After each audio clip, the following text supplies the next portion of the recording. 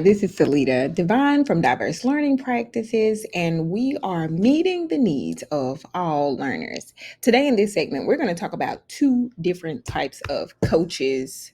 And those two coaches are the facilitative coach as well as the directive coach.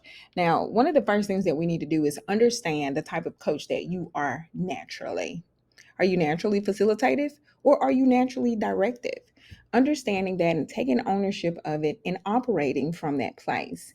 After you can identify who you are, then we want to make sure that we are capable of bending where necessary. So for me personally, I'm definitely way more facilitated. But sometimes in some situations, with some teachers, some circumstances, it's going to be very important for me to be more directive. So in this quick video, we're going to actually talk about the purposes of both the facilitative and the benefits of the facilitative coach, as well as the purposes and the benefits of the directive coach. So, the first type of coach that we're going to talk about is the facilitative coach. And a lot of times, I think when people think of the facilitative coach, they are a little more easygoing, maybe a little soft, etc., as they are interacting with the teachers. So, some of the main purposes of the facilitative coach, for some of the benefits of the facilitative coach, is going to be that facilitative coach is going to typically be able to build interpersonal motivation with the teachers. They're going to be able to encourage ownership. And that's really important because we do want our teachers to want to do better. And the facilitative coach is going to be very crafted in that area.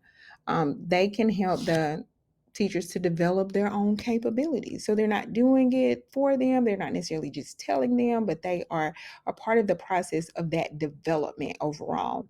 It's going to promote deeper learning because it is a two-way process versus just being told. We're going to sit and we're going to think and we're going to do this together. And then one of the other benefits of the facilitative coach is designing actionable goals. And the key word there is designing actionable goals. And a lot of times that designing is going to be the two of the individuals, the coach and the teacher, sitting together and coming up with those actionable goals that is going to yield the desired outcome. So, personally, like I said before, I am a facilitative coach by nature. And it's not that that is better than a directive coach, because many times I do have to find myself bending into that other role. And we're going to talk about that other role in just a second. Okay, the second type of coach that we're going to talk about today is the directive coach. And there are definitely some benefits to being directive in many situations in your coaching experiences with your teachers.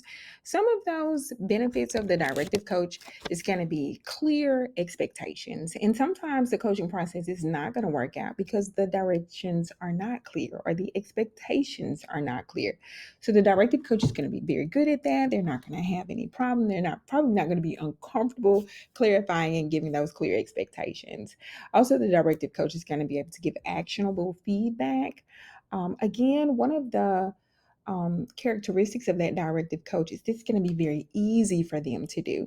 I think we could all agree that a good coach is going to give actionable feedback, but what's going to happen is that directive coach more naturally does this.